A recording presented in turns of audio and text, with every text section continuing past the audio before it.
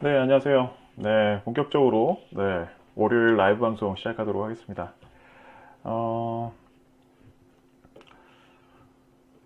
자, 본 방송은 이제 녹화가 되기 때문에, 굳이 또, 방송 중에, 중간에 끝까지 못 들으실 것 같으면 녹화 방송을 참고하시면 좋을 것 같습니다. 자, 일단 오늘 준비한 부분들 위주로 좀 다소 있는 것 같아요. 예, 약간 제가 좀 준비한 부분들이 있기 때문에, 어, 네, 제가 인사는 일단 좀 생략을 하고 바로 또 방송 시작하도록 하겠습니다. 일단 임원이에서는 제가 그 녹화 방송, 그 라이브 방송을 처음 이제 시작을 하게 되었어요. 어, 일단 그 장황하게 말씀드리는 거 별로 좋아하지 않고, 그리고 뭔가 아는 척하는 거 좋아하지 않고, 일단 시간에 대한 부분들 최대한 좀 압축해서 좀 짧고 굵게 말씀드리는 걸 좀 좋아합니다. 어, 오늘 방송 역시도 이제 1시간짜리 이제 방송인 만큼 뭐 제목 그대로 이제 좀 담아봤어요. 최근에 일단 시장 자체가 드디어 이제 사상 최고가 코스피가 이제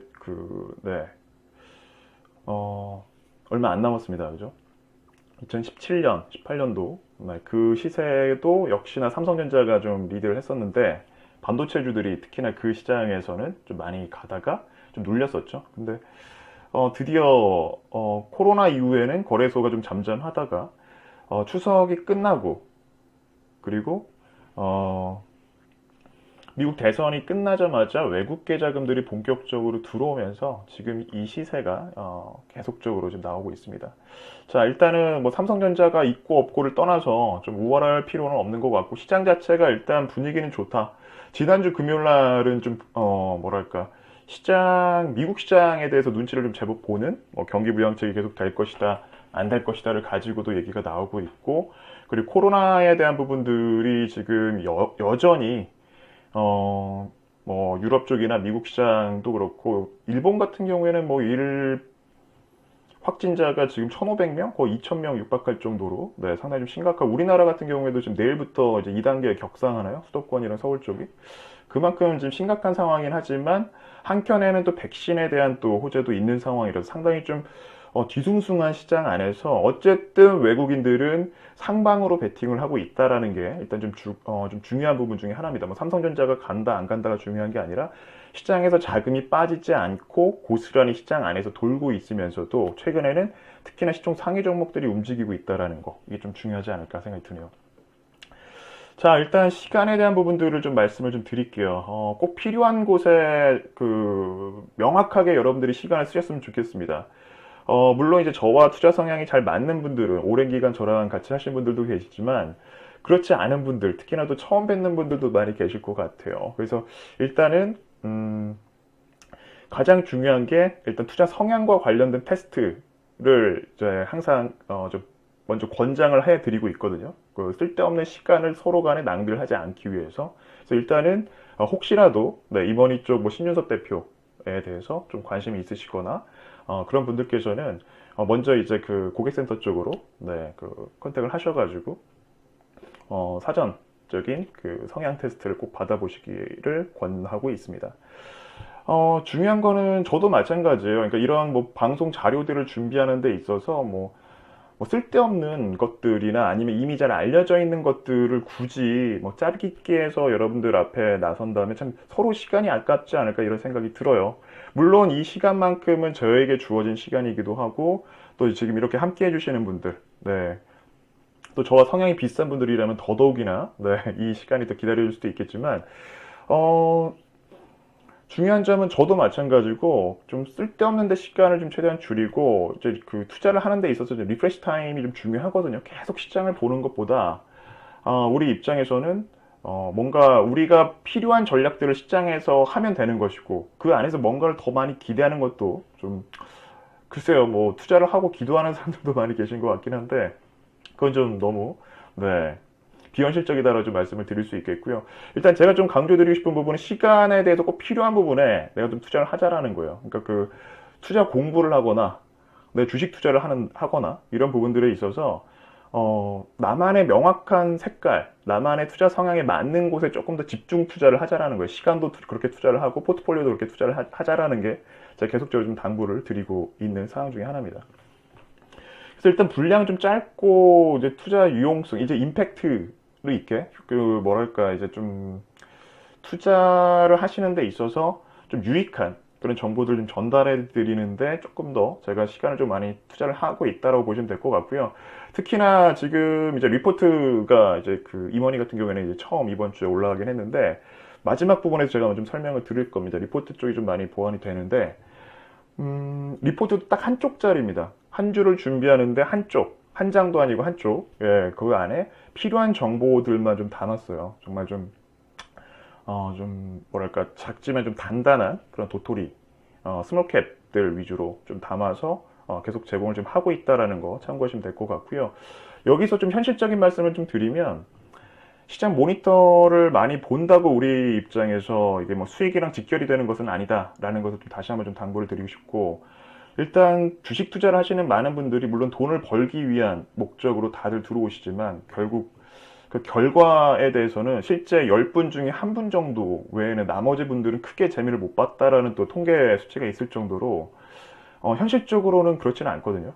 이게 무슨 얘기냐면 좀 리프레시 타임을 앞서서 계속 강조를 드리고 있는데 굳이 뭐 쓸데없는 뭐 시황, 미국 시황, 심지어는 뭐 정치적인 사항들까지 우리가 너무 집중적으로 시간적인 투자를 하시지 마시고 꼭 필요한 부분들만 보시면 될 것 같고, 그거조차도 어렵다면 제가 이제 매주 월요일마다 라이브 방송을 하고 있기 때문에 오셔가지고 시황은 또 어떻게 보는지, 물론 철저히 이제 주관적인 부분들이긴 하지만 여러분들께 아마 조금이나마 좀 유익한 아마 그런 정보들이 되지 않을까 생각이 듭니다. 그래서 일단 여유를 찾기 위해서 우리가 시작한 주식 투자가 결국에는 정작 여유 없는 삶으로 좀 전락해버리는, 이게 좀 안타까운 게 지금 현실인데 여러분들만큼은 더더욱이나 좀 시간적인 부분들을 조금 더 얄궂게 쓰셨으면 좋겠다라는 차원에서 일단 좀 잠깐 담아봤습니다. 자, 앞서 잠깐 언급을 했지만 역대 최고 이제 65조 예탁금, 고객 예탁금을 의미를 하죠. 투자 실탄 재장전하는 동학개미들이라고 되어 있는데 가만 보면 일단 동학개미들이 이제 고객 예탁금을 계속 늘리고 있죠. 특히나 외국인들이 이제 계속적으로 좀 사들이고 있고, 일단 오갈 데 없는 그 자금들이 지속적으로 늘고 있어요. 그러니까 물론 지금 오늘 이제 이머니 쪽에서는 제가 지금 라이브 방송이 처음이지만 매주 월요일마다 이제 라이브 방송을 해왔단 말이에요. 아시는 분들은 아시겠지만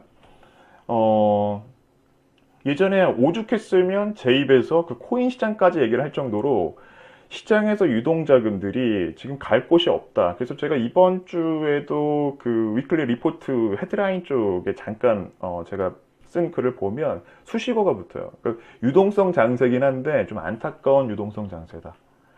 어떻게든 뭔가 내 신분을 업그레이드하기 위해서 재테크라는 것을 하거나 내 시간적인 여유를 벌기 위해서 하는데 실질적으로는 지금 현실적으로는 쉽지는 않다라는 것이죠.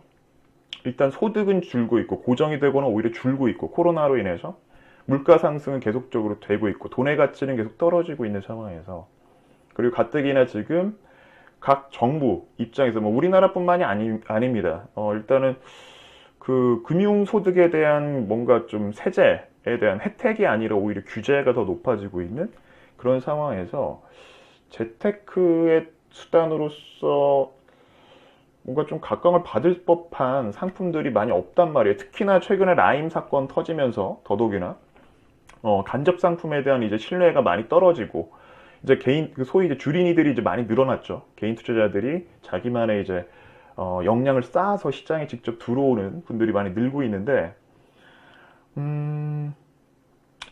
일단은 투자를 직접적으로 하기 전에 나만의 이제 투자 성향을 좀 찾아서 좀 준비를 해 가는 과정이 참 중요하지 않나 생각이 들어요. 그러니까 주변에서 뭐 얼마 벌었다더라, 아니면 드디어 이제 막 사상 최고의 좀 거래소 이제 코스피 지수가 기록됐다, 막 한창 이제 뉴스에서 나올 텐데 그거에 너무 동요돼가지고 무조건 막 적금을 깨서 뭐 싼짓돈을 들고 들어오거나, 이건 상당히 좀 위험한 행위가 될 수도 있다라는 것을 늘 강조를 좀 드리고 있습니다.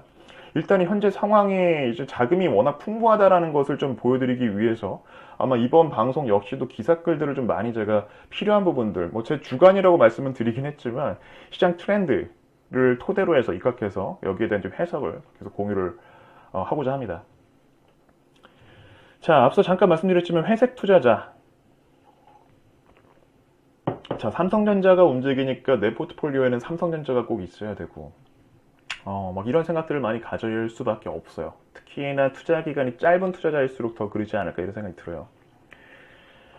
그렇게 따지면 끝이 없다라는 것이죠. 그러니까 시장이 빠지면 인버스를 투자를 하고 싶고 현금 100%를 갖고 싶은 게 투자자의 심리고, 대형주 장세에서는 무조건 내가 삼성전자를 내 포트폴리오 안에 일부는 갖고 있어야 된다. 시총 상위 종목들을 갖고 있어야 된다.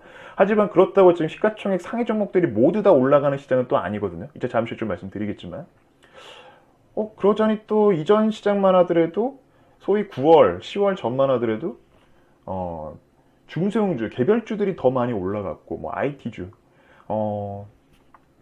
그 빅테크라고 이제 표현들을 쓰는데, 빅테크 관련된 종목들이 없으면 이제 좀 허전하고, 일일이 이렇게 옮기다 보면 이런 분들 회색 투자자들의 공통점이 뭐냐면 일단은 포트폴리오가 이제 그 종목 백화점으로 이제 전락해 버려 있는, 일일이 관리도 안 되고 그 안에서 잠깐 수익이 난다고 하더라도 원치 않는 이제 전략을 취하고 있는데 그 안에서 수익이 뭐 일부가 나오잖아요. 나오면 어떻게 되죠? 그렇다고 내 계좌가 바뀌지는 않아요. 차라리 그럴 바에는 그냥 편안하게 ETF 쪽에 그냥 투자를 하시거나 이게 낫지 않나 라는 걸 좀 말씀드리고 싶었던 겁니다. 굳이 내가 이 시간 쪼개가면서 이런 라이브 방송도 듣고 거의 뭐 물론 그 전업을 하시거나 직장생활 하시는 투자자분들께서 어떻게든 짬을 내서 MTS를 보면서라도 계속적으로 신경을 안 쓸 수가 없는데, 그럴 바에는 차라리 ETF 쪽을 차라리 편하게 권해드리고 싶습니다. 물론 전 ETF는 잘 모르지만, 네. 그리고 이분들의 특징이 뭐냐면 이제 귀가 좀 얇죠. 그러니까 자기만의 색깔이 없다라는 거예요. 우왕좌왕하기 때문에 회색이라는 표현을 쓴 건데, 명확하게 자기만의 손실이 나더라도 내가 명확하게 내 전략을 취해서 손실이 나는 분들과 그렇지 않은 분들은 극과 극이라고 계속적으로 좀 말씀을 드려오고 있는데 마찬가지입니다. 그래서 이분들의 특징은 일단 남들이 살 때 거래가 늘어날 때 주로 많이 들어갔다가 이제 이 종목이 죽고 다른 종목이 올라가니까 결국에는 이 종목을 또 다시 갈아타자. 핫한 종목들만 보게 되는 거예요. 자기 색깔이 없으니까 계속 남들 눈치를 보면서 쫓는 매매를 할 수밖에 없으니까. 선취매는 일체할 수가 없겠죠. 자기만의 척도가 없으니까. 그러니까 이 부분들은 앞서 제가 계속 말씀드렸지만 무턱대고, 특히 이 부분은 아마 주식 투자하신 지 한 1년이 채 안 되신 분들이라면 더더욱이나 나는 절대 안 그럴 거야 라는 생각들을 하실 수 있겠지만 이건 누구나 겪은 그 과정이기 때문에 네, 이제 현실적인 말씀을 계속 드립니다. 앞서 잠깐 말씀 안 드렸는데 좀 짧고 굵은 거 좋아하고 현실적인 거, 네, 또 이상적인 거나 네, 이런 부분들 좀 말씀드리는 것보다는 현실적으로 여러분들에게 꼭 필요한 부분들 좀 말씀드리는 걸 좀 좋아합니다. 자, 바로 넘어갈게요.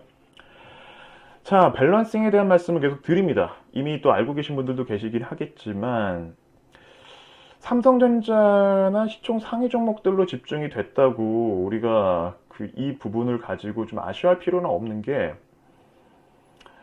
이전만 하더라도 삼성전자의 차트를 잠깐 보여드릴게요. 보시면서 말씀드리는 게 나을 수도 있을 것 같아요. 자,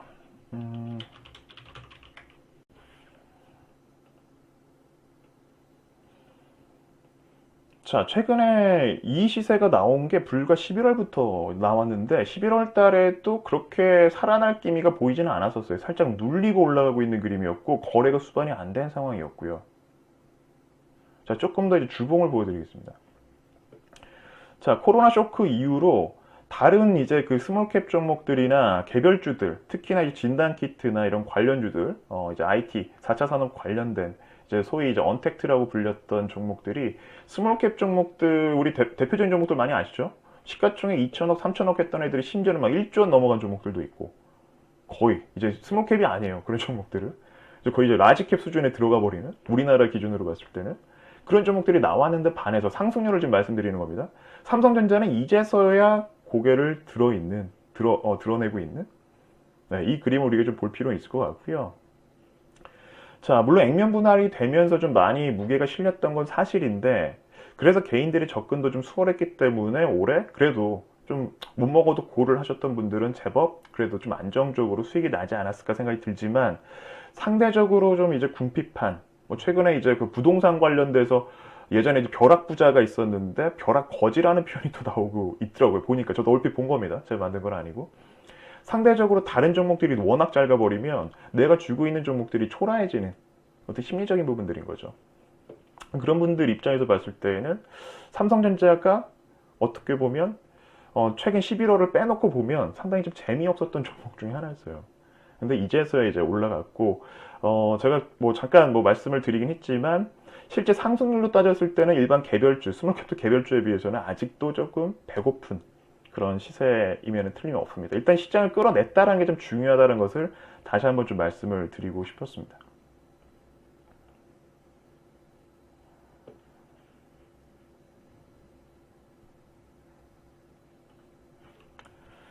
자, 그래서 일단은 밸런싱이라고 말씀을 드리는 게 돈은 들어와 있죠, 시장에서.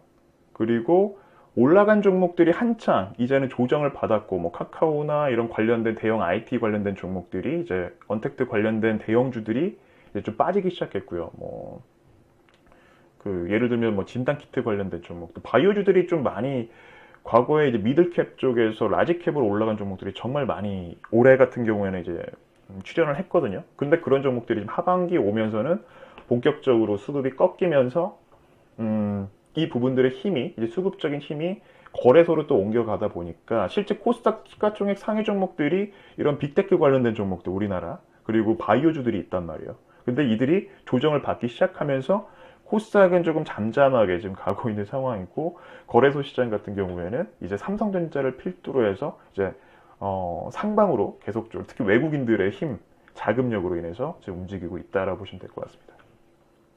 자, 그래서 일단 삼성전자와 시가총액이 좀 이제 높은 녀석들이 시장을 계속적으로 받쳐주고 있는 시장이고, 여기서 우리가 좀 포인트 중에 하나는 저는 개인적으로 저를 좀 이제 오랫동안 보신 분들은 아시겠지만, 이제 그 바이오주들을 과거에 별로 안 좋아했고요. 올해는 이제 조금 그 안에서도 이제 필터링을 해왔는데, 제약주는 더 좋아했죠. 제약주는. 근데 조선주는 제가 많이 좋아하지 않았어요. 예전에 STX에 대한 뭐 에피소드도 있고 한데 워낙 또 무겁기도 한데 조선주들은 일단은 실적이 좋다고 하더라도 좀 회계 처리에 대한 방식에 대해서 좀 미심적인 부분들이 워낙 많다 보니까 저는 개인적으로 좋아하지는 않았었거든요. 근데 이제 업황이 이제 풀리기 시작하는 전반적인 배경들이 지금 이제 트럼프 정부가 끝난 부분들도 마찬가지고 지금 중국 시장에서도 마찬가지고 지금 보면 그 LNG선을 필두로 해서 조선주들에 대한 수주가 특히 우리 국내에서 지금 계속 늘고 있는 부분들 삼성중공업이나 근데 금융주도 지금 잘 가고 있어요. 그죠? 금융주들. 그러니까 단순히 삼성전자랑 반도체 시총 상위 종목들이라고 보시면 안 되고 이 수급적인 힘으로 인해서 이제 금융장세에서에 대한 고스란히 수혜를 금융주들이 이제 받은 거고, 그죠? 이들의 실적이 워낙 좋았기 때문에 특히 대표적인 게 증권주. 오늘도 이제 키움증권 같은 경우에는 신고가를 기록을 했던데 잠시만요. 그죠? 잠깐 찍고 내려왔어요. 스파이크로.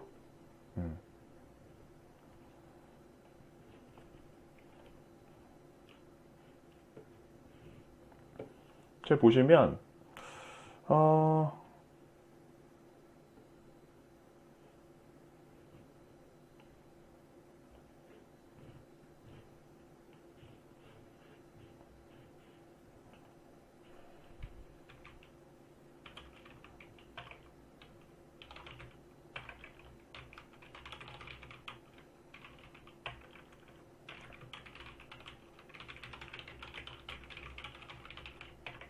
네, 잠시만요.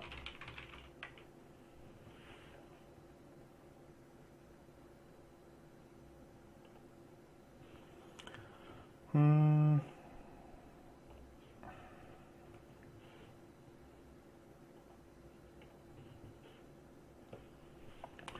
자, 계속적으로 이제 말씀을 드려왔던 부분들입니다.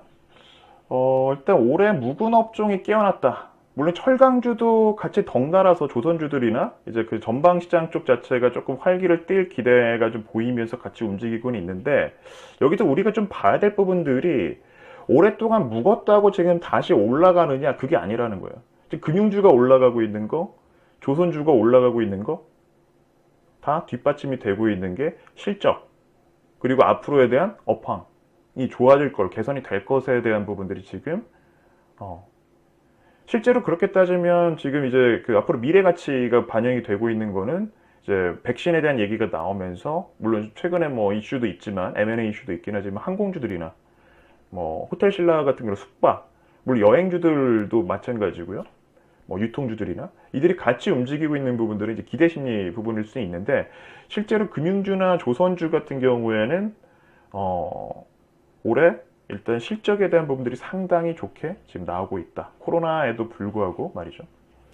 자, 그래서 일단 다우가 맞느냐, 뭐 나스닥이 맞느냐, 이거를 가지고 우리가 저울질할 필요는 없다라는 거죠. 전체 시장 안에 자금이 잘 들어오고 있다라는 게 지금 가장 주요한, 지금 최근의 현상이다라는 것을 좀 직시할 필요는 있을 것 같습니다. 이게 맞으니까 여길 쫓아가고, 저기가 맞으니까 뭐 이걸 쫓아가고, 나스닥 IT주들이 이제 죽으니까 다른 다우 쪽, 뭐 제조사 쪽을 내가 담아야 되고, 뭐 이런 얘기는 아니란 얘기죠.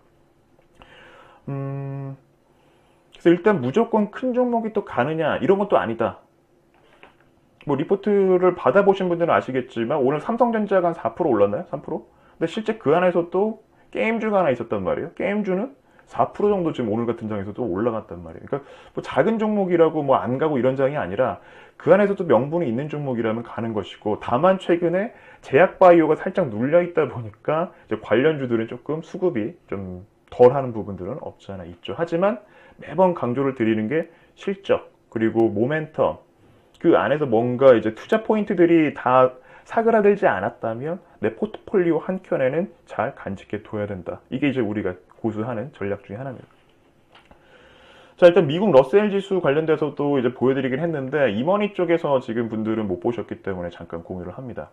여기서 좀 말씀드리고 싶은 부분은 마찬가지죠. 러셀이라고 하면 작은 종목들, 시총 하위에 있는 종목들 2,000개를 대표 지수로 이제 만든 건데, 러셀 3,000도 있고 그래요. 단순히 나스닥, 다우, 대형주, S&P 500만 올라가는 것이 아니라 지금 지난주 수요일날 또 고점을 찍었거든요. 러셀 2000 지수가. 지금 이건 업데이팅이 안 됐는데, 이건 지지난주 이제 금요일까지 제가 이제 발전해서 온 차트고, 그 다음 보여드리는 게 이제 월봉 차트입니다. 러셀 2000. 근데 여기서 우리가 확인해야 될 부분은 뭐냐면, 지속적으로 시장은 눌리지 않고 있다라는 거죠. 우하향으로 가는 경우는 거의 없었다. 잠깐에 대한 부분들이 있었지만, 물론 상당히 힘겨웠던 시기는 있었지만, 큰 그림을 보다 보면, 잘 보면, 이 폭포수가 흘러내릴 때 오히려 남들이 팔 때 반대로 오히려 물려 있다면, 오히려 반대죠. 현금이 있다면 오히려 현금을 끌어오는 게 맞는 것이고, 이제는 이제 개인 투자자분들이 워낙 스마트해지셔가지고 올해 코로나 장세에서도 많은 자금을 끌어왔죠. 그게 지금 이제 금융정세가 된 것도 있고, 배경적인 부분도 있고요. 불황에 대한 부분까지 맞물리다 보니까, 특히나 좀 안타까운 말씀을 드렸던 게, 실업자 수가 이제 늘다 보니까 퇴직하신 분들도 많고, 이제 그 퇴직금을 가지고 이제 직접적인 전업을 하시는 분들도 이제 계시고, 심지어는 재테크 수단에 대한 이제 기회가 많이 적어지다 보니까 계속적으로 주식시장으로 자금을 들고 오는 그런 그림들인데, 일단 러셀과 같은 이런 작은 종목의 대표 종목 그 지수만 보더라도 작은 종목이 못 갔다가 아니라 어차피 같이 동행을 한다. 큰 시장이 움직인다면 작은 종목은 죽는 것이 아니라 어쨌든 가긴 가는데, 이 안에서 더 강한 상승 탄력을 보이는 쪽은 당연히 몸집이 작은 녀석들을 좀 말씀드리고 싶었던 거고, 이러한 차트, 장기적인 차트만 보더라도 우리가 시장이 많이 안 좋다고 뭐 시장을 욕하면서 떠날 이유는 전혀 없다라는 것이죠. 선수들이 원하는 그림을 그려줄 필요가 없다. 헐값에 팔고 높은 가격에 사주고 그들이 팔 때, 그런 방법들에 대한 부분들을 좀 반대로 역으로 계속적으로 해석할 필요가 있다라는 거. 이게 상당히 중요하기 때문에 좀 여러분들 스스로도 전략적인 부분들 안에서 좀 계속 좀 강조를 드리고 싶었습니다. 자, 그나마 삼성전자 없다고 뭐 후회할 필요도 없고 내 종목이 요즘 시장에서 안 간다고 뭐 근데 제가 말씀드렸죠. 실적이 좋지 않고 기업이 기업답지 않다면 좀 정리를 하는 게 맞는데 그렇지 않다면 차라리 들고 가는 게 맞아요. 하지만 그 안에서도 방향성을 보고 베팅한 분들, 그 개인들이 가장 최근 시장에서는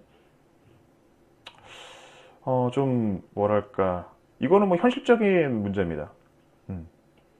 이 역시도 항상 이 곧버스의 좀 환호성을 부르는 이유는 올해 이제 이런 이야기들이 좀 있었어요. 그러니까 그 코로나 쇼크 전에 곧버스 쪽에서 워낙 정말 대박다운 대박이 나온 방향성.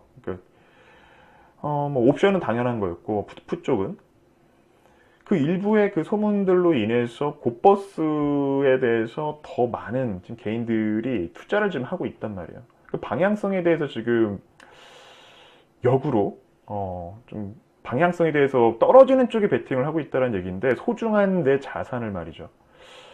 아, 이게 과연 맞을까? 운이 좋게 시장이 폭락을 해가지고 코로나 쇼크 때처럼 한번 폭락이 나와가지고 잠깐의 이제 이런 레버리지를 이제 지렛대 효과를 좀 노릴 수 있는 부분들도 있겠지만 그럴 가능성, 막연한 가능성이 어떻게 보면 내 자금을 이제 태운 거잖아요. 거기에 대한 배경을 잠깐 봤더니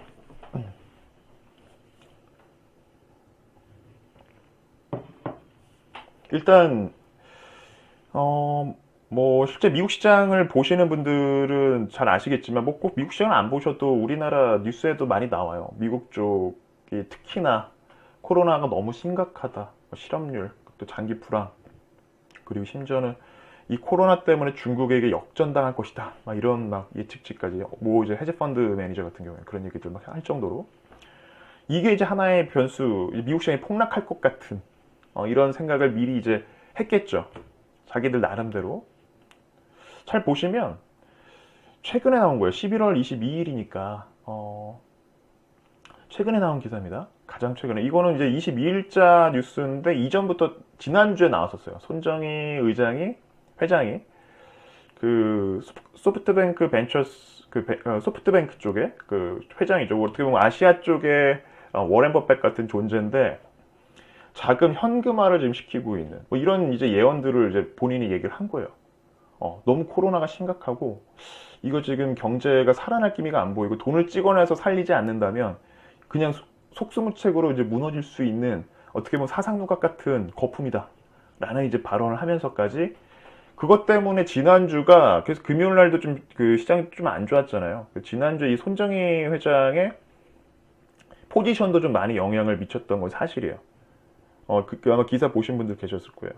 근데 재밌는 걸 하나 더 말씀드리면 코로나 쇼크 딱 끝나고 또 유명한 헤지펀드 매니저가 있어요. 레이 달리오라고 나름대로 좀 아는 분들은 많이 아실 거예요. 최근에 또 공부 좀 하셨다는 분들은 아마 이분 많이 보셨을 거예요. 근데 이분은 코로나 쇼크가 끝난 다음에도 더 심각한 장기적인 경제 불황이 올 것이다. 되게 안 좋은 쪽에 하방 쪽에 대한 안 좋은 얘기들을 막 여기저기다가 이제 많이 흘렸죠. 실제 대다수의 많은 또 투자 전문가들이 이분을 좀 많이 좀 쫓아서 하거나 왜냐면 수익률이 좀 꾸준히 좋거든요. ETF 쪽으로도 좀 많이 하시는 분들도 참고를 많이 하시는 걸로 알고 있는데 근데 정작 이분의 전망은 올해 안 좋은 거였어요. 4월달 한번 보세요. 4월 10일에 나온 기사예요. 근데 정작 4월달부터 어떻게 됐죠, 시장이? 네. 과거에 우리가 알았던 이론이나 유경험자들 역시도 앞으로에 대한 예측에 대해서 정확하게 맞지 않다라는 거고 여기서 더 재밌는 걸 하나 말씀드리면 워렌 버핏은 정작 지지난주인가? 네, 제가 이거 트윗에도 올리긴 했는데 지지난주에 포지션을 새로 또 바꿨어요. 정작 이제 새로운 기업을 또 편입했다는 또 기사가 나옵니다. 월스트리트 저널 쪽에. 재밌는 거죠. 누가 맞는 것이냐. 방향성이 아니라 정작 기업을 아는 사람이라면 남들이 아무리 뭐라고 하더라도 이 흔들림 없이 꿋꿋이 내 스스로에 대한 갈 길은 가는 게 중요하다는 걸 좀 말씀드리고 싶었던 겁니다. 그래서 또 여기서 하나는 한 방은 없다라는 거죠. 그러니까 특히나 이런 곧버스 하시는 분들 보면 투자금이 조금 작으신 분들, 특히 해외 선물 쪽이나 뭔가 조금 더 투기성, 이런 시세 에 대한 부분들을 좀 방향성을 특히나 많이 좀 좋아하시는 분들의 특징을 보면 자금이 크게 움직이시는 분들은 그렇게 많지는 않다라는 거예요. 그러니까 그 평균적인 말씀드리는 겁니다, 저는. 투자라는 것을 한 방으로 생각을 하면 롱런하기 어렵다라는 거예요. 그리고 방향성 예측 게임은 정말 위험합니다. 예측을 해가지고 뭔가 내가 게임을 하는 듯이 이거 운 좋게 맞을 수는 있어요. 롱 포지션을 해서 지금처럼 그냥 차라리 끌고 가거나 이렇게 차라리 기존에 있었던 흐름들 보고 차트 보고 개인들이 대응을 할 수 있는 수는 정해져 있죠. 제가 정말 그 소름 끼치는 영상을 한번 본 적이 있는데 뭐 트레이더 분이셨어요. 그러니까 그 파생 쪽 트레이더. 연봉이 한 20억, 30억 되시는 분이셨는데, 네, 연봉입니다, 연봉. 네, 일반 직장 생활에서는 한평생 모아도 모을 수 없는 일반 평균적으로. 그분은 이제 연봉이 한 20억 정도 되셨어요. 근데 이분이 마지막에 던지는 얘기가 너무 임팩트가 있었어요. 딱 보고 일반 개인 투자자분들에게 확실하게 고한다. 절대로 파생 투자는 하지 마라. 라고 얘기를 해요. 그래서 저는 위험이 크다라든지 아니면 이거 방향성 게임에 대한 이런 얘기를 하실 줄 알았는데, 왜냐면 나와의 싸움에서 당신들은 절대 이길 수 없다라는 얘기를 하거든요. 그러니까 본인과의 싸움, 어차피 본인과의 싸움이고 이 판은 이제 제로섬 게임인데 당신들은 날 이길 수 없다. 왜냐면 나는 어마어마한 고가의 장비를 가지고 움직이고 있다.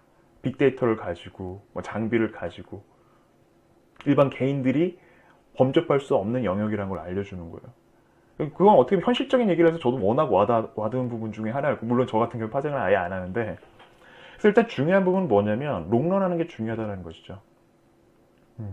레버리지를 땡기는 게 무조건 안 좋다가 아니라 뭐 신용이든 뭐 미수는 일단 좋지는 않습니다. 하지만 신용 같은 경우에는 저리에 이렇게 나오는 부분들이 있잖아요. 기간별로 이제 계속 꼭 필요할 때 좀 내가 뭐랄까 비중을 좀 싣고 싶을 때 이제 팔 걷어붙이고 움직이는 게 이제 맞는 거죠.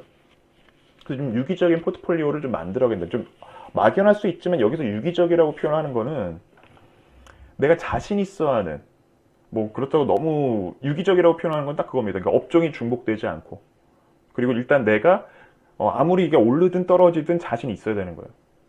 유기적이라는 것은. 그리고 그 안에서 다 맞물려서 움직이고, 뭐 예를 들면 뭐 1,000만 원 하는데 종목이 막 100개다. 이거는 좀 의미가 없을 수도 있고, 1,000만 원 하는데만 2개, 3개 까지는 뭐 그나마 할 수 있겠지만, 저 같은 경우는 5천만 원 기준으로 봤을 때 많으면 일단 뭐 한 7종목, 적으면 한 3종목, 2종목 정도로 압축하는 경우가 있는데, 좀 유기적으로 업종이 좀 중복되지 않고 계속적으로 팔로우업을 하면서 한 녀석이 좀 움직여버리면 비중을 한 20%, 30% 실은 녀석이 뭐 100%, 200%가 간다면 이제 확실하게 계좌는 바뀌는 그런 전략들을 걔들이 취해야 되는데, 방향성으로 한방 게임을 한다라는 것은 투자도 아니고 상당히 좀 위험한, 계속 현실적으로 좀 말씀을 드리고 싶었던 부분들이었습니다. 자, 계속 강조를 드리고 있죠. 이게 오늘 제가 라이브 방송을 보신 분들은 뭐 시장이 올라갔으니까 이런 얘기를 하는구나라고 할 수 있겠지만, 지금 이 방송을 듣고 계시는 분들은 저랑 또 오랫동안 하셨던 분들도 계시고, 그리고 시황 관련돼서도 계속적으로 공유를 했던 분들이 듣고 계시기 때문에, 글쎄요, 어떻게 이제 여러분들 받아들이시기에 대한, 어떻게 받아들이시냐에 따라 뭐 달라질 수는 있겠지만, 자, 시장을 떠나면 안 되는 이유가 무조건 우상향하니까, 그리고 투자할 데가 없으니까, 뭐 다 말씀드렸어요. 뻔한 얘기들입니다. 하지만 조금 더 그 내부적인 얘기를 좀 하자면, 시세 조정이나 이런 것들은 다 불법이죠. 하지만 실제로 부동산 시장도 시세 조정이 없다고 생각하시나요, 여러분들은?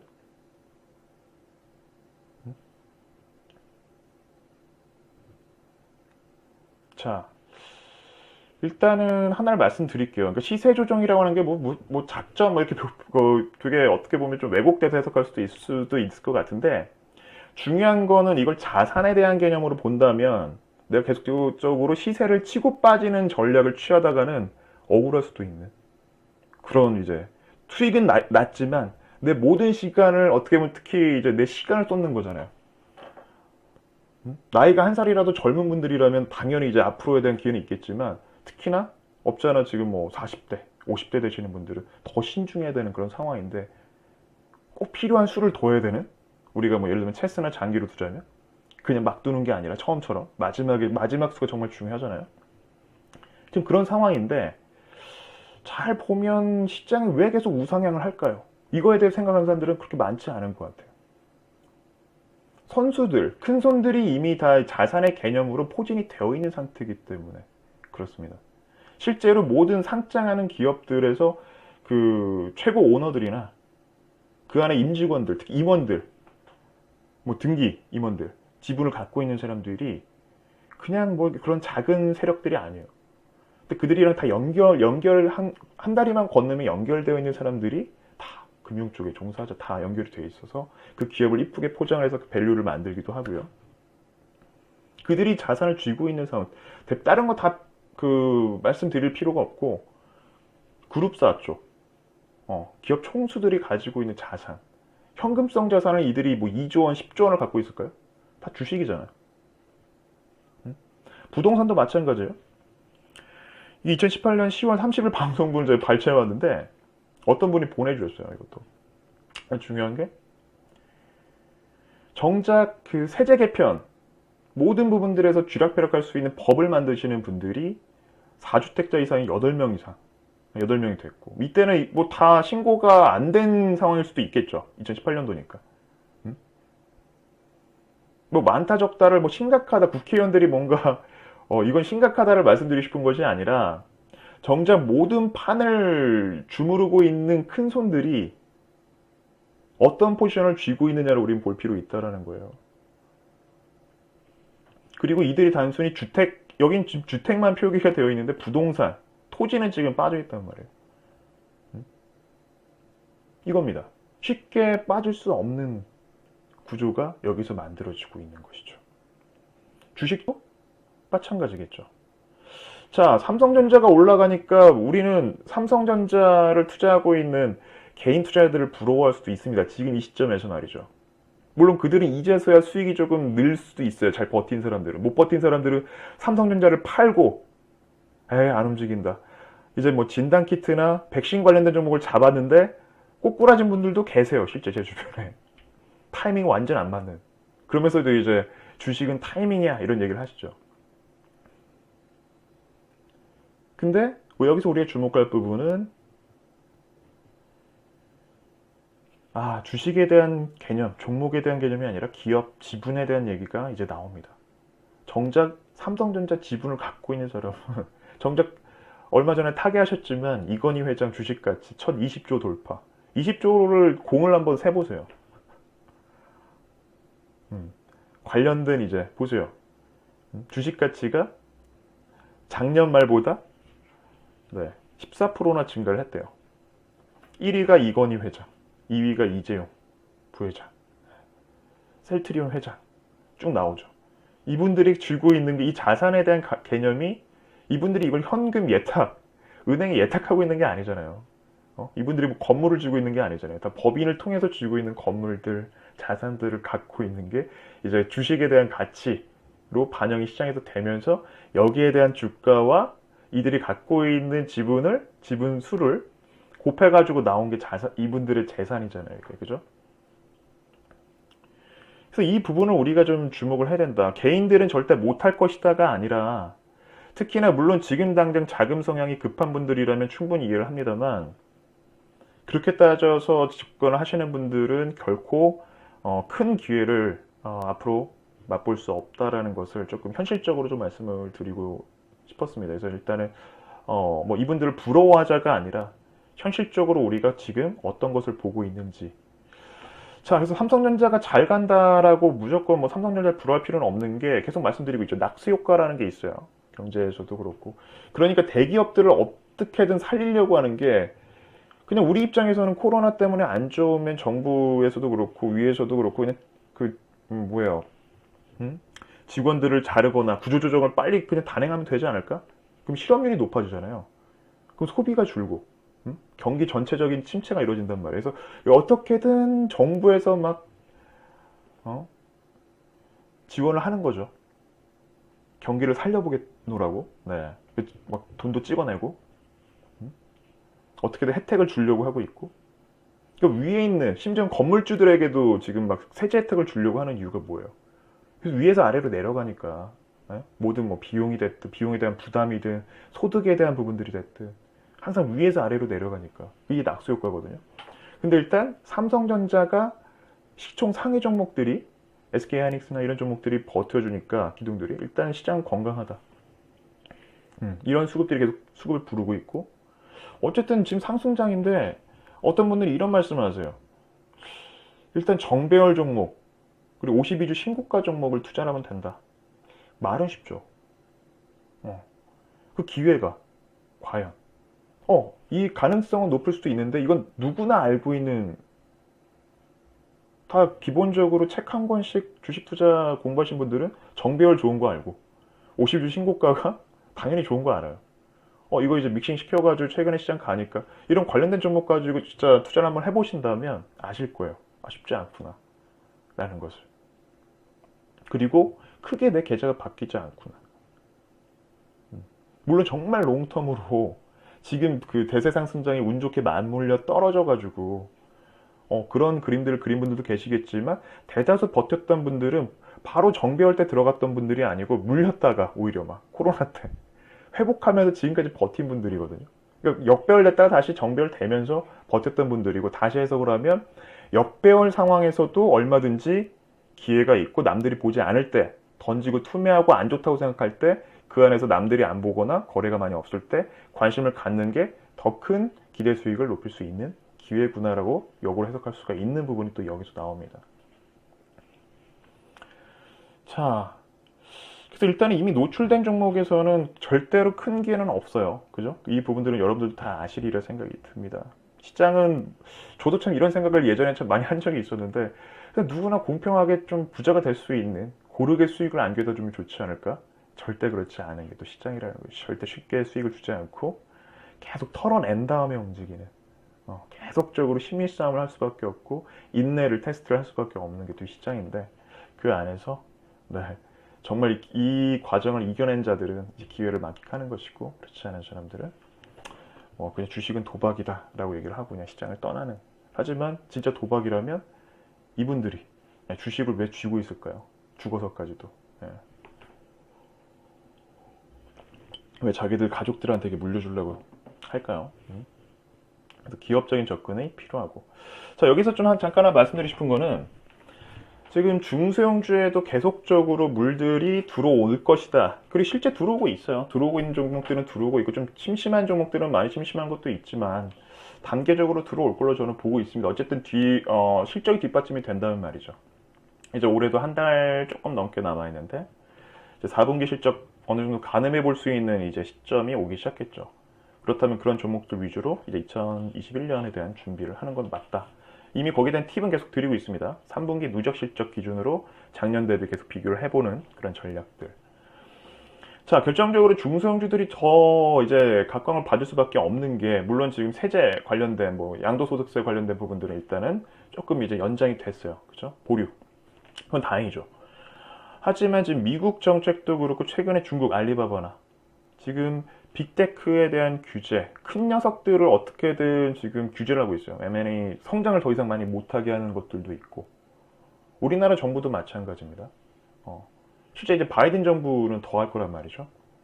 고르게. 이제 이따 잠시도 말씀드리겠지만 새로운 이제 스타트업에 대한 투자를 그래서 지금 대기업들이 움직이고 있는 방향을 보시면 자기들이 잘했던 그 산업에 투자를 하는 것이 아니라 신규 사업 쪽이나 어떻게든 자기들이 이렇게 좀 보여주기식의 하나의 포석이 될 수는 있겠지만 그건 몇 년이 걸릴지 모르잖아요, 스타트업이. 하지만 보여주기식의 그런 플레이들을 좀 많이 하고 있더라. 왜냐면 밑보이면 그대로 정을 맞으니까. 그럼 성장 정체가 돼버리면 쉽지는 않겠죠. 자, 그래서 다시 한번 말씀드리지만 이제 본질을 모르면 매번 당할 수밖에 없다는 거예요. 그 본질 안에 기회가 있는데 놓쳐서는 안 된다. 대표적으로 지금 최근에 이건 주식이랑은 상관이 없는데 최근 뉴스를 하나 봤어요. 그 인도네시아 운석이 하나 떨어졌는데 어떤 젊은 친구가 어디였더라? 예. 직접 이걸 사겠다고 영국이었나? 미국이었나? 여기서 날라와서 어떤 분이 이걸 사갔어요. 근데 사갔던 금액이 한 우리나라 돈 한 2천만 원 정도? 1,600만 원을 써 있네요. 근데 팔고 난 다음에 본 거예요. 음. 실제로는 22억짜리. 이 광물, 뭐, 이걸 그람당 이제 계산을 했더니 22억이 넘는 거였어요, 원래는. 그러니까 이제 당했다라고 얘기를 하는데, 모르면 계속 당할 수밖에 없는 게 실제 주식시장도 마찬가지예요. 기업에 대해서 내가 어느 정도 밸류를 알고, 기업을 알고 들어가는 사람들과 모르니까 이 시세를 쫓는 건 이해가 됩니다만, 마음도 급하고. 하지만 정말 큰 기회를 내가 잡을 수 있는 횟수는 거의 없다라는 것이죠. 시세를 쫓다 보면 말이죠. 자, 시세를 이겨낼 수 있는 투자자가 많이 없어요. 쉽지 않습니다. 저도 마찬가지입니다, 이거는. 그러니까 시세로 대응을 한다면 시세를, 저도 아마 털리고 올라가지 않을까? 저도 털리지 않을까 이 생각이 들어요. 시세가 오로지 목적이라면 말이죠. 그만큼 심리적으로,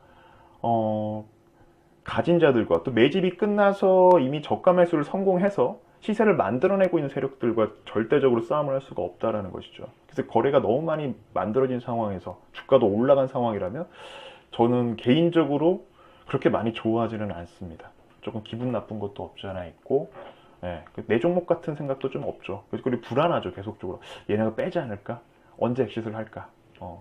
불안할 수밖에 없으니까 차라리 내가 잘할 수 있는 기업에 더 악착같이 끌고 가다 보면 그 안에서 계속 말씀드리죠. 6개월, 3개월, 1년 그 안에 한두 종목 안에서 뭐 1, 200%짜리 하나 나오면 얼마든지 내 계좌는 바뀐다. 자, 그래서 기업을 모르고서는 시세를 버티기가 어렵습니다. 대표적으로 이런 그림들이 있는데, 잠깐만요. 이 뭐 스노볼링이라는 표현은 이제 계속 뭐 수익이 또 다른 수익을 불러내는, 네. 예전에도 한번 언급을 했던 마이크로캡이 두 종목이 있어요. 잠깐 보여드리겠습니다. 대림비행고.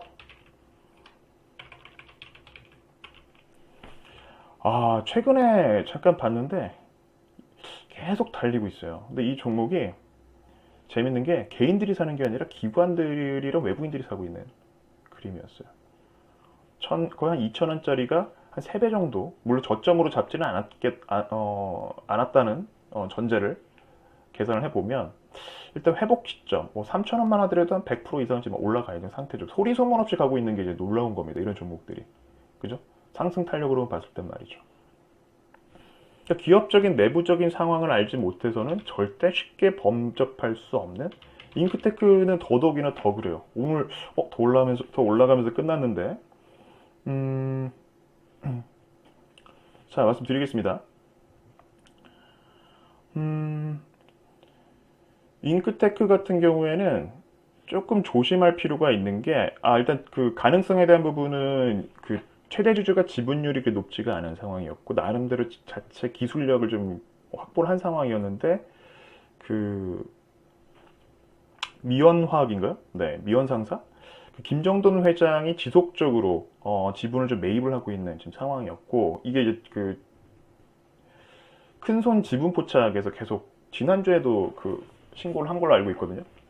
그 김정돈 회장이 계속 벌써 지분 한 10%까지 올린 상황이었고, 근데 제가 알기로는 잉크테크 대표님이랑 카이스트 동기셨나? 하여튼 그쪽 동기로 알고 있어요. 그래서 그쪽에 뭐 피인수되는 것이 아니냐에 대한 기대감이 지금 오히려 이 부분들이 좀 불거진 걸 수도 있는데, 조심해야 될 것 중에 하나는 잘 보시면 일단은 실적이 그렇게 개선된 모습을 볼 수가 없었고요. 별도 기준으로 한번 잠깐 보시면, 네, 지금 2017년도부터 영업 적자가 이어지고 있잖아요.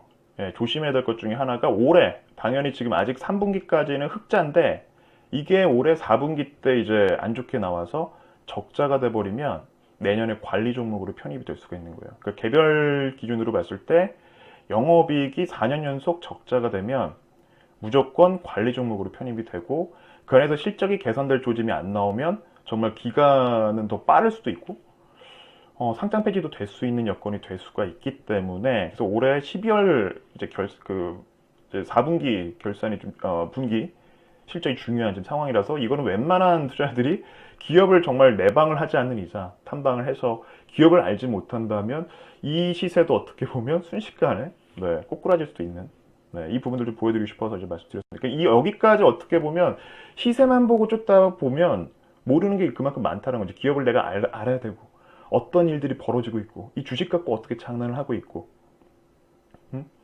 왜 얘는 실적이 안 좋은데 외부에서 또 인수에 대한 M&A에 대한 이슈가 있는지 이거는 시세를 봐서는 전혀 알 수가 없는 상황이고 나중에 그냥 띡 HTS에 뜨고 MTS에 뜨는 뉴스 딱 보면 이미 시세가 올라가서 남들은 이미 더 파는 시점에서 내가 알게 되는 그래서 정보에 대한 싸움도 되게 중요하다라는 게 저는 시세보다는 정보 또 발품을 좀 더 많이 파는 투자자들이 더 큰 기회를 가져갈 수 있다라고 좀 자신합니다.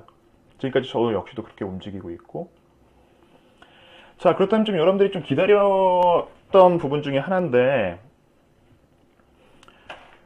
이제 8분 정도 남았는데 좀 빨리 마무리 준비를 하겠습니다.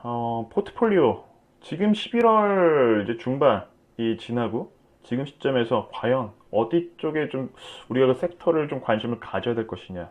뭐 당연히 삼성전자 뭐 쉽게 말씀드릴 수 있어요. 뭐 아까 말씀드렸잖아요. 그 정배열된 그 52주 신고가 당연히 정배열이겠죠. 그냥 52주 신고가 가고 있는 종목들. 얘네들이 뭐 공통점일 수 있는데 앞서서 쭉 제가 지금 말씀드린 사항들을 다시 한번 되짚어서 보시게 된다면 뒷받침되고 있는 게 실적이란 말이야. 아까 조선주도 마찬가지, 증권주도 마찬가지. 지금 시장이 어떻게 움직이고 있는지 그리고 오갈 데 없는 자금들이 계속 뒷받침되고 있고 큰 기둥들 세워져 있고 우리가 투자할 만 나는 시장이 계속 이어질 수밖에 없고 낙수 효과로 이제 여러분들 보유하고 있는 종목들도 재미없다고 팔고 또 삼성전자 잡았더니 삼성전자를 딱 락 걸려버리고 다른 개별주들이 또 움직일 수도 있어요. 2등주 제2의 이제 이런 빅테크 종목들이 계속 나올 걸로 저는 보고 있습니다. 또 다른 빅테크 또 다른 빅테크 그러니까 어떤 종목들이 과연 그렇게 갈 것이냐 많이 못 움직였던 종목들이 있어요. 그리고 여기서 말씀드리고 싶었던 게 제가 배당주 관련돼서 그 살짝 말씀드렸던 게 있었는데 진양산업 하나 빼고는 웬만해서 다 올라간 지금 그러니까 하반기 때 배당주도 한 달 정도 남겼는데 뭐 3%에서 6% 먹을 수 있다. 그거 이제 보험 들고 가는 거죠. ENG 같은 종목들도 연중신고가 계속 가고 있어요. 한양 ENG.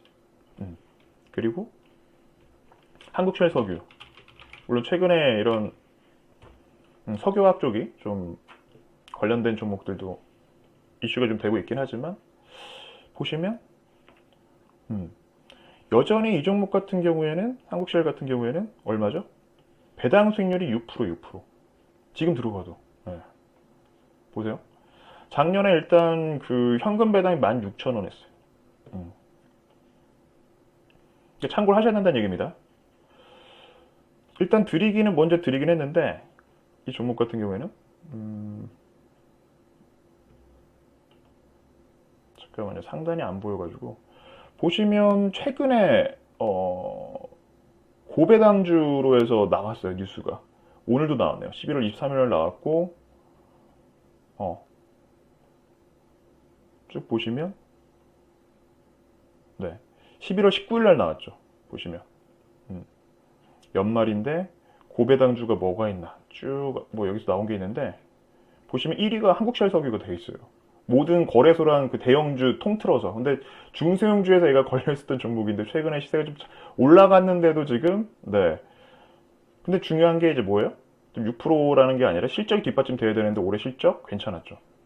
나쁘지 않았습니다. 그렇다면 일단 작년치 정도는 보장이 되겠죠. 그러니까 이런 부분들로 조금 여러분들께서 포트폴리오를 구성하는 데 있어서 11월에 이제 연말도 오고 있고 무조건 배당 투자는 너무 안정적이고 재미없어가 아니라 최근에 어차피 큰 손들은 명분을 찾고 있단 말이에요. 실적도 뒷받침되고 있고. 그렇게 볼 경우에는 배당주들도 올해 작년보다는 오히려 더 낫지 않을까 시세적인 부분들 좀 참고하시면 좋을 것 같습니다. 그 다음에 게임 쪽이 코로나로 인해서 게임주들이 물론 그동안 좀 많이 달렸던 건 사실이에요. 그래서 좀 올해 시장에서는 좀 많이 눌리긴 했는데 컴투스가 오늘 첫 신호탄을 재신호탄을 좀 쏜 것 같아요. 컴투스 보면 이게 장대 항공이 만들어지면서 대량 거래가 이제 나오기 시작했는데 이 종목은 한 2조 정도 되나요? 1조 얼마죠? 덩치가 보죠. 1조 한 6천억 정도 되잖아요. 대형주란 말이에요. 이 정도면. 코스닥 쪽 대표, 대장, 게임 대장주란 말이에요. 이 정도면. 이런 녀석들이 이제 코스닥이 계속 정체가 상대적으로 되고 있는데, 코스닥 시총 상위 종목들 중에서도 컴투스에 지금 이런 매기가 좀 몰리고 있는 건 상당히 좀 고무적으로 우리 볼 필요가 있습니다. 그래서 오늘 전반적으로 게임주들이 좋았어요. 물론 G스타에 대한 이슈도 있었었고, 뭐 개별적인 이슈도 있었겠지만, 일단은 계속적으로 전제는 실적이 좋은 기업들, 게임주들이라면 우리는 관심을 계속 갖고 가야 된다라는 거.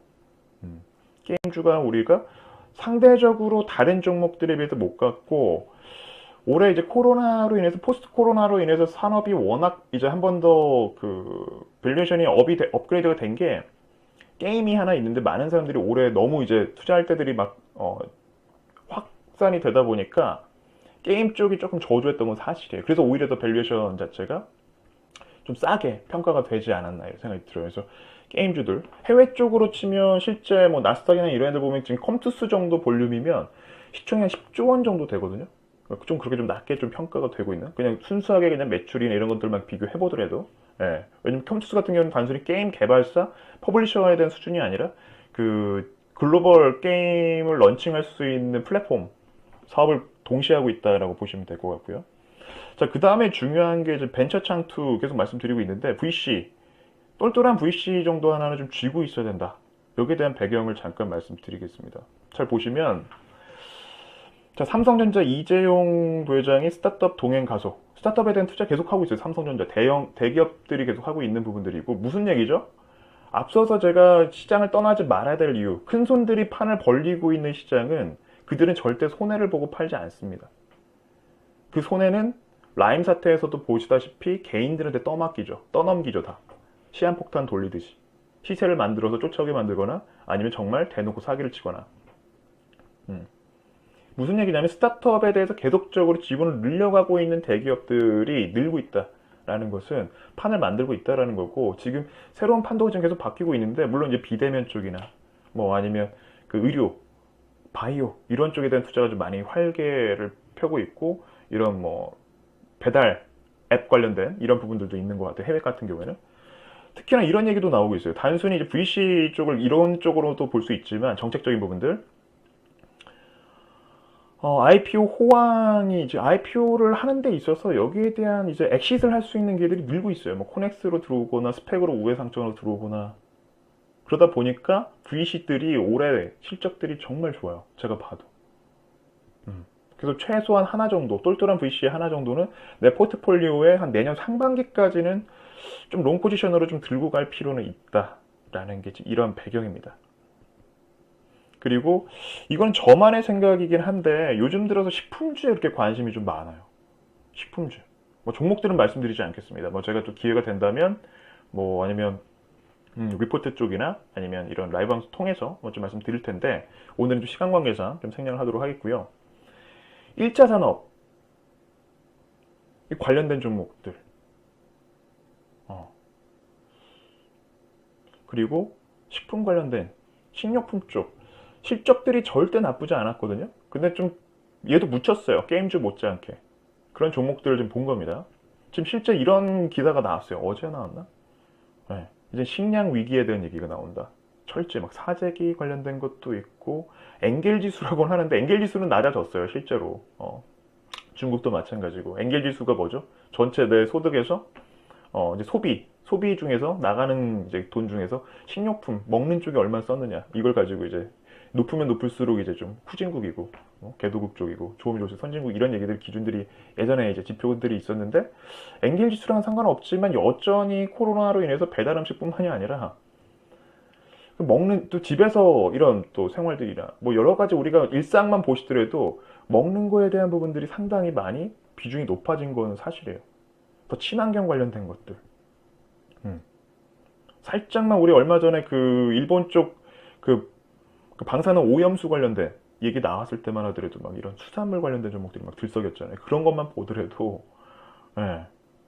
1차 산업, 그리고 식품 관련된 종목들은 제가 봤더니 실적은 괜찮은데, 뭐 종목을 말씀드리지 않겠습니다. 제가 본 종목들은 몇 종목들이 있는데, 지금 미들캡들이에요. 다 시가총액 막 4천억, 좀 큰 종목들 말씀드리면 5천억, 6천억 이래요. 근데 오랫동안의 조정을 받았고 실적은 좋고 실제로 앞으로 뭐 불황이 됐든 뭐가 됐든 식료품 쪽이 불황을 겪을 가능성은 없어졌단 말이에요. 네, 오히려 더 코로나로 인해서 그렇게 봤을 때는 우리가 관심을 계속 가져야 되는. 그리고 오늘 제가 카톡방에도 남기긴 했지만 폐기물 관련된 종목죠. 그죠? 폐기물 종목도 계속적으로 봐야 된다. 실제로 그런 생각이 들어요. 뭐 폐기물 관련된 종목들이 코로나 관련된 폐기물에 대해서 얘기들을 많이 하시는데 저는 그것보다도 지금 배달 우리 시켜 다 드셔보셨잖아요. 배달앱 다 사용해 보셨잖아요, 한 번쯤은. 근데 용기가 과연 어디로 갈 것이냐. 아무리 우리가 분리수거를 잘한다고 하더라도 아마 쓰레기 볼륨이 너무 많이 커지지 않았나. 이게 아마 더 이제 피부로 와닿을 수밖에 없는. 실제 그 폐기물 관련된 기업인 인선이티 같은 경우에는 계속 인수를 하고 있죠. 자기들 캐파를 넓히기 위해서 M&A를 계속 하고 있습니다. 실제 큰 기업들이 더 커지고 있는 양상이 나오고 있다. 그리고 끝으로 플랫폼 비즈니스 관련된 종목인데 제가 무조건 작은 종목만 말씀드리는 것이 아니라 지금 카카오톡, 카카오 얘네들 지금 다 붙이고 있단 말이에요. 게임으로 이제 흑자 전환 시킨 다음에 모든 걸 다 이제 뭐 이모티콘도 뭐 대박 났죠. 다 플랫폼이기 때문에 가능한 거죠. 사람들이 모여 있으니까.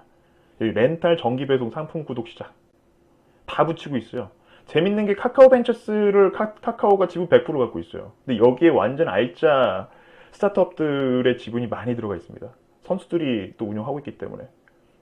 과거에 이제 그 임지훈 대표라고 해서 카카오 벤처스 이제 대표를 했죠. 기존에 이제 소프트뱅크 벤처스 쪽 심사역으로 있다가 김범수 회장한테 눈도 좋게 보여가지고 카카오 결국에는 대표이사까지 하고 이전 대표입니다.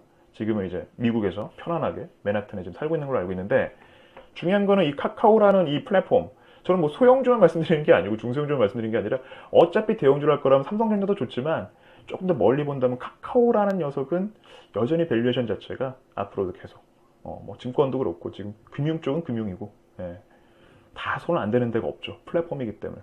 특히 우리나라에서는 먹힐 수밖에 없는 시장이죠. 여기까지 포트폴리오 참고하시면서 여러분들이 지금 시장에서 한번 중간 팔로우를 하시는 것도 나쁘지 않다라고 좀 생각이 듭니다. 자, 그리고 좀 보여드리고 싶은 기사 끝으로 잠깐 말씀드리면 여기서 그 우리가 그 뭐예요? 그 최대주주 오너들이 지분 욕심이 없는 기업은 관심을 가지면 안 된다라는 게 미국 시장에서도 그대로 나오고 있는데 지금 정작 테슬라 상당히 많이 올라갔죠. 다시 올라가기 시작하고 있어요. 테슬라가. 근데 그럴 수밖에 없는 게 머스크가 이 얘기를 했어요. 내 자산은 오로지 테슬라 주식밖에 없다. 여기에 모든 걸 다 나는 올인했다라는 것을 이제 그게 이제 어필이 확실하게 된 거예요. 시장에서도. 그만큼 자신이 있다라는 것이죠. 근데 정작 최근에 백신 관련돼서 이제 막 자사주 팔고 막 이랬던 주가들이 이제 많이 좀 빠지는. 이거 좀 참고 미국 상황이 아니라는 얘기죠. 우리 얼마 전에 그 바이오 업체 있잖아요. 계속 상승했던 거. 최대주주 대표이사가 계속 사들이고 있는. 네. 그런 것만 보시더라도 보시면 될 것 같습니다. 그리고 여전히 지금 큰 손들이 이제 전기차, 자율주행차가 이제 막연한 부분들이 아니라 우리 스마트폰 나왔을 때처럼 언제 이럴까가 아니라 이제 현실화가 되고 있는 과정을 큰 손들이 움직이고 있는 거. 이제 GM에서도 30조를 투자한다. 볼륨이 어마어마합니다. 앞으로도 계속 이어질 것 좀 예상이 되고 있고 판을 지금 벌리고 있는 거죠. 그리고 참 저도 일 많이 받았는데 어떻게 비트코인 관련돼서 이 부분들을 얘기했는가. 근데 비트코인도 2017년 말에서 8년도의 광풍 이후로 비트코인도 실제로 다른 코인들은 그 많은 사람들이 거들떠보지도 않았죠. 근데 그때 개인들 다 털리고 실제로 가진 사람들은 비트코인에 내 자산을 다 맡겨놨거든요. 그래서 비트코인은 절대 안 빠졌죠. 700만 원인가 800 진짜 많이 빠졌던 게 한번 하고 그리고 다시 1,500만 원대까지 갔다가 이걸 단순히 그냥 도박판으로 본다면 비트코인도 상당히 오산인 게 지금 암호화폐 크립토커런시 관련된 부분들이 해외에서는 지금 다 도입을 하고 있다라는 거. 편안하게.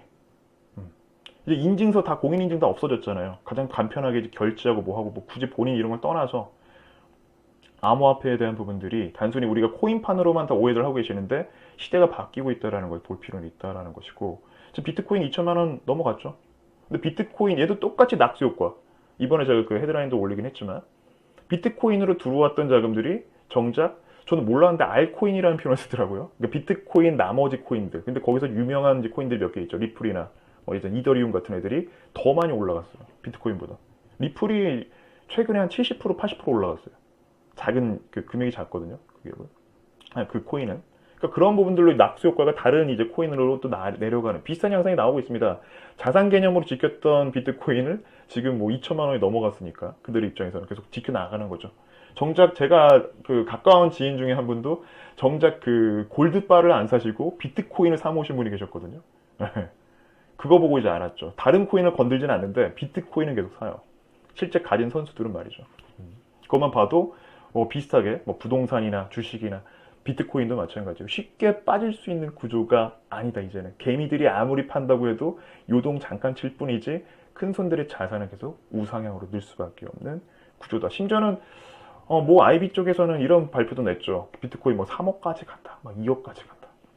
예, 근데 그건 제가 뭐 코인판에 들어가라고 말씀드린 건 아닙니다. 오해들 하실까 봐 여기까지만 말씀드리고, 자, 시간이 이제 얼마 안 남았습니다. 10시가 넘어갔는데 마무리할게요.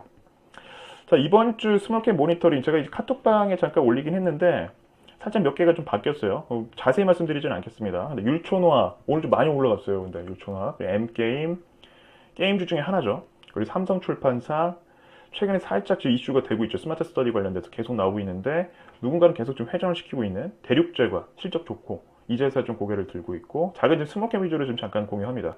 골프존, 그렇게 코로나 때문에 모이지 말라고 하는데 골프존 실적은 올해 정말 좋게 나오고 있어요. 두 자릿수 성장을 했습니다. 올해 상반기, 3분기까지. 그래서 일단은 이 5개의 스몰캡 모니터링 저랑 같이 이번 주 하시면 좋을 것 같습니다. 자, 끝으로 에이콘즈 멤버십 이제 공지 잠깐 말씀드리면, 지금 이번 주부터 오늘부터 이제 임원이 네, 좀 쑥스럽게도 어떻게 하다 보니까 임원이와 함께 또 하게 되었는데 좀 잘 부탁드리고요. 제가 보여드릴 수 있는 색깔은 물론 지금 당장도 당장이겠지만, 지금 제가 오늘 뭐 들으셔서 아시겠지만 시간적인 부분들을 보시다 보면 어떻게 투자를 하는구나 라는 거 바로 아마 보시게 될 겁니다. 일단 스몰캡 안에서 기회를 잡는다라는 것만큼은 충분히 좀 자신 있다라는 거, 그만큼에 대한 트랙 레코드나 또 저와 함께 하셨던 분들이 계속적으로 또 입증을 해주시지 않을까 생각이 드네요. 그래서 일단 앞으로 임원이 통해서 좀 인사를 좀 드릴 거고요. 다만 임원이 쪽에 이제 같이 진행이 되면서 좀 바뀐 게 있다면 리포트가 좀 강화가 됐고요. 그리고 리포트를 통해서 포트폴리오를 연계하는 부분들이 좀 진행이 될 겁니다. 그래서 이와 관련된 자세한 사항들을 별도로 아마 공지를 드릴 것 같고, 코로나 때문에 제가 본 피해가 있다면 탐방을 자주 못 가요, 지금. 그나마 제 근처에 가서 그냥 인터뷰 형식으로 그 탐방을 하고 있는데 잘 안 받아줍니다. 외부 사람들, 심지어 재택근무를 하고 있는 데도 있기 때문에 탐방 제한이 좀 걸린 게 너무 힘들다 보니까 콜로 좀 대처를 하고 있는데, 그래도 제 입장에서 필요한 지금 팔로업은 지금 하고 있는 상황이라서 기업에 대한 팔로업들에 대한 정보들은 제가 아마 기회가 되면 수시로 뭐 카톡방이나 뭐 문자를 통해서 계속 좀 공유를 할 예정입니다. 자, 이 정도로 해서 월요일 라이브 방송 마무리하도록 하겠습니다. 함께 해주신 분들 다시 한번 감사드리고요. 다소 오늘 또 방송이 조금 버벅거리거나 이런 부분들이 좀 있었는데 끝까지 또 함께 해주셔서 감사드립니다. 좀 여유롭게 월요일 밤 되시고 보내시고 내일 또 톡방을 통해서 또 뵙도록 하겠습니다. 이만 물러갈게요. 고맙습니다.